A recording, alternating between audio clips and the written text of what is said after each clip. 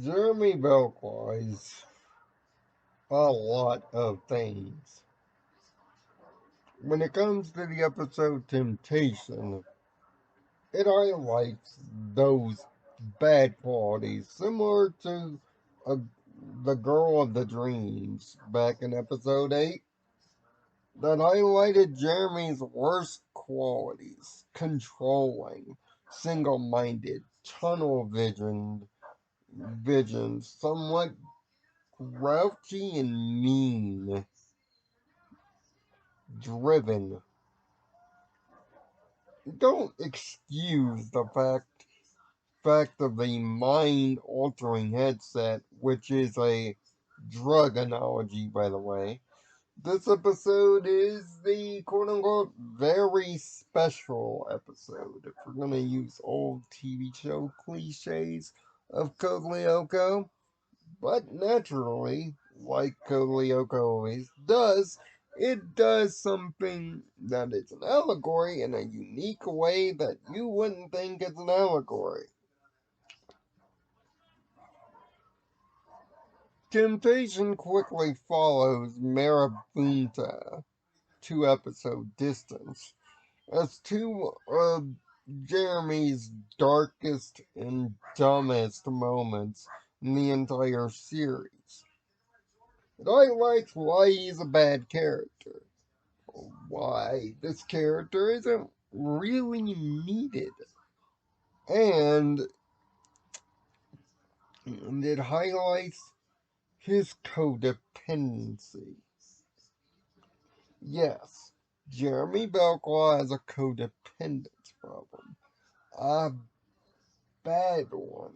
And Temptation is kind of the biggest example of this. We see not one, not two, but 3 separate Lyoko attacks with many Lyoko missions thrown in.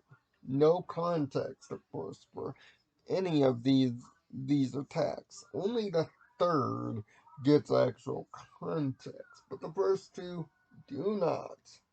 In other words, Zena is prevented from doing anything here, which is unique in itself. But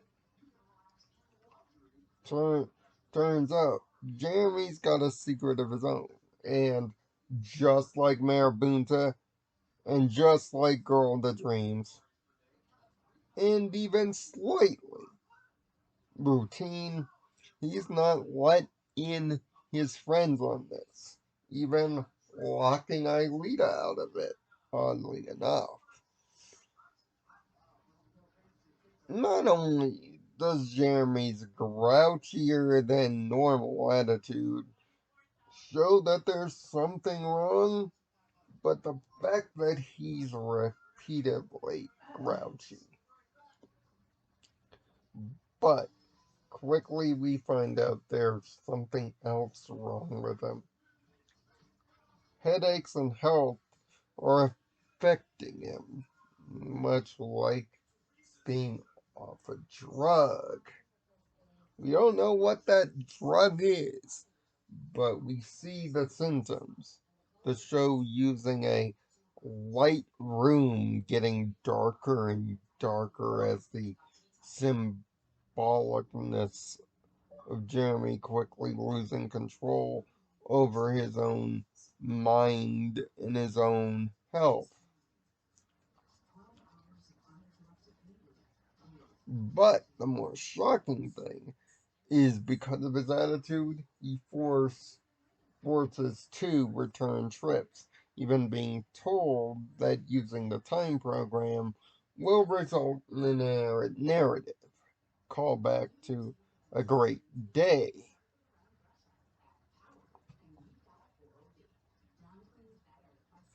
And even Aelita notices a problem very quickly and tries to get down to the bottom of it.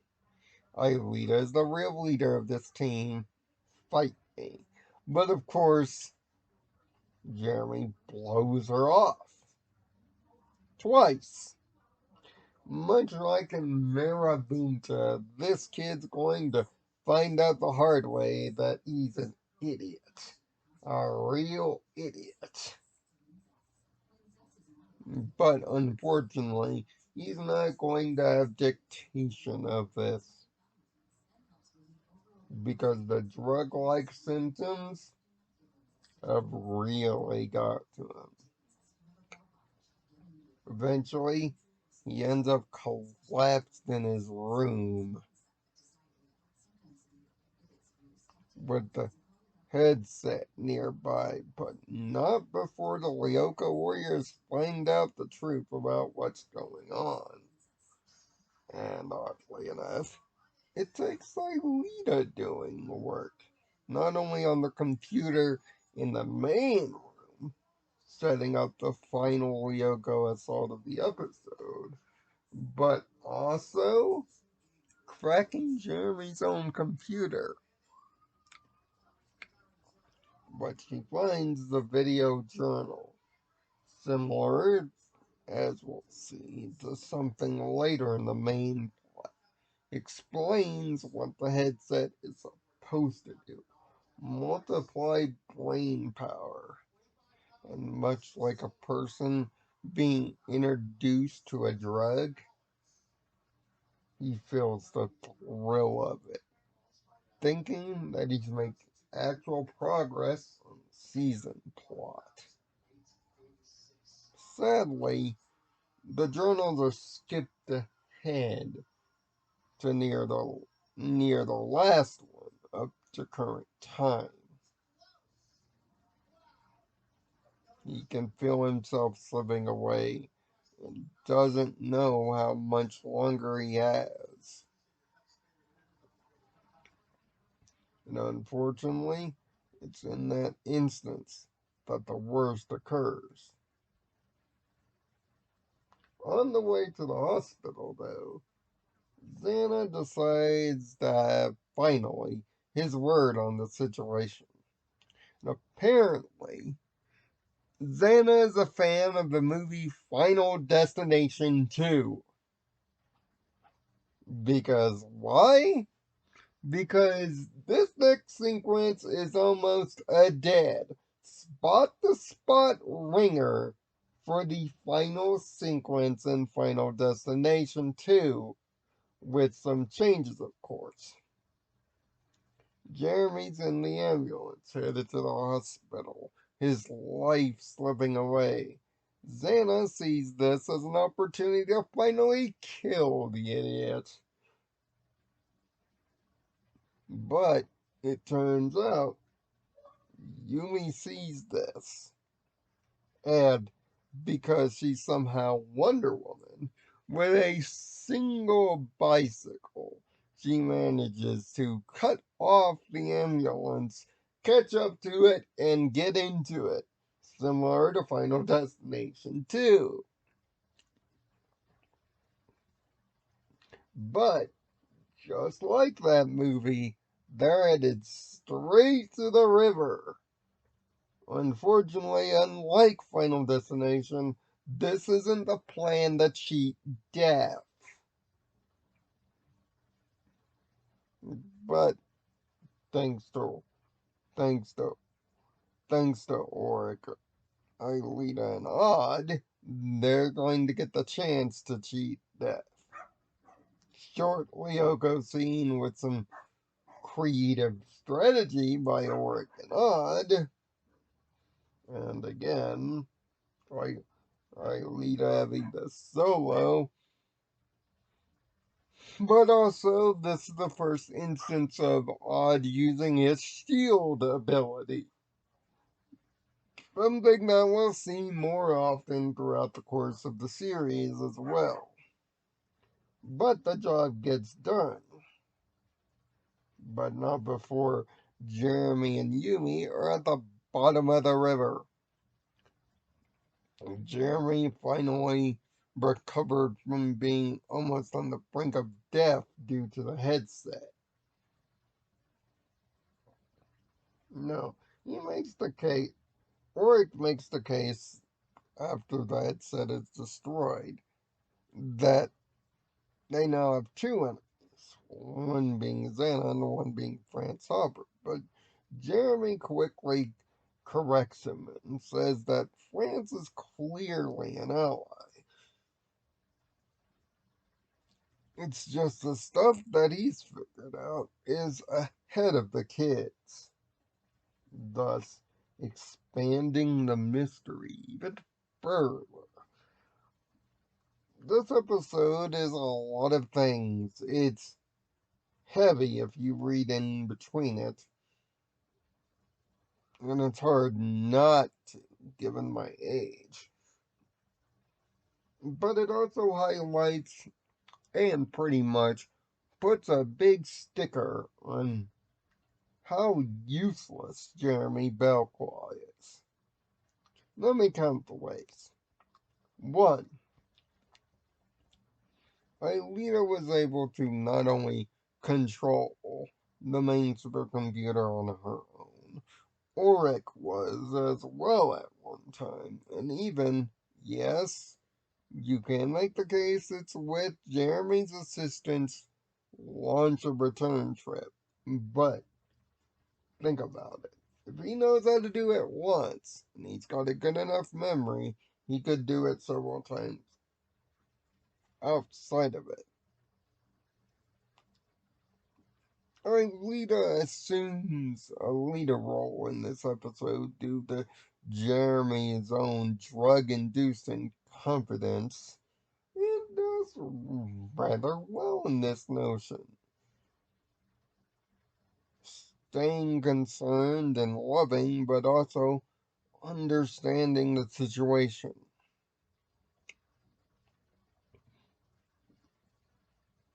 Morgan Odd proved themselves completely dependable as always, and Yumi's a superwoman. In other words, the one negative that Temptation does for Code Lyoko is highlight that maybe the show has one main character too many. And that, let's say, the worst would happen to Jeremy Belqua in this episode. How much would the Lyoko Warriors really suffer? They'd be put back a bit, surely. But how much? Jeremy has proven in multiple episodes now his inability to read the room, his inability to keep his temper in check, or his tunnel-driven vision of defeating Xana or protecting Aelita at all cost. These are not positive traits, and they are not written as such. They are written negatively. It really shows. And in later episodes of the series, these negative traits will rear their ugly head more frequently, but also more undercover. Will be written in the subtext of the dialogue rather than the main plot of the text, like it is here.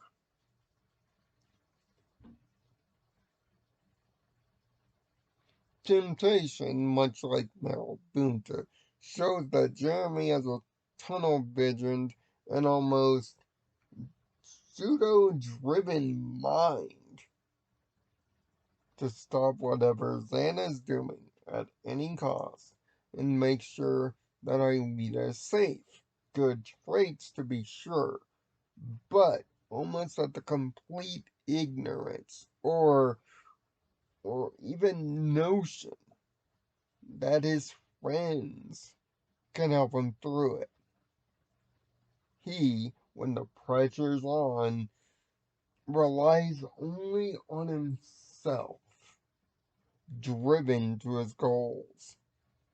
He may have friends that he trusts, but when push comes to shove, he would rather do it himself. But this is not helped in the writing by the fact that Jeremy doesn't become a Lyoko warrior physically on Lyoko himself, which means everything in the dialogue and every bit of his actions shows he has a selfish goal and a selfish nature, but his codependence on the other four to get the job done due to his lack of ability or lack of even self confidence outside of a computer keyboard is Jeremy Belclaw's greatest weakness. He often looks for the easy, fast, and scientific fix. Yes, it might be under the notion of trying to keep his friends out of danger, but it's often when Jeremy is looking for the easy fix, just like in this episode, that he falters. And his inability to be assertive enough to solve the problem not only by computer screen, but in all fronts shows his uselessness as a character and only highlights the strength of the other four. Temptation is, of course, a 5 out of 6 episode individually, but it also highlights one of the main characters of the show's great weakness, a weakness that will only grow as the series continues. But this is my nice way of talking about Jeremy Belclaw. The next time you hear me talk about him, it won't be so nice. Because I've got a rep sheet on him. And I'm going to highlight everything as to why his want for this relationship not only doesn't make sense for him, but why, without any social driven, he should be away from this team, and why, outside of William Dunbar, he's the weakest character in this show. It's time for another bookmark. It's time to put 20 years of internal rage from me to bed. I'll see you then. Find peace in your own nirvana. I know this one was lengthy.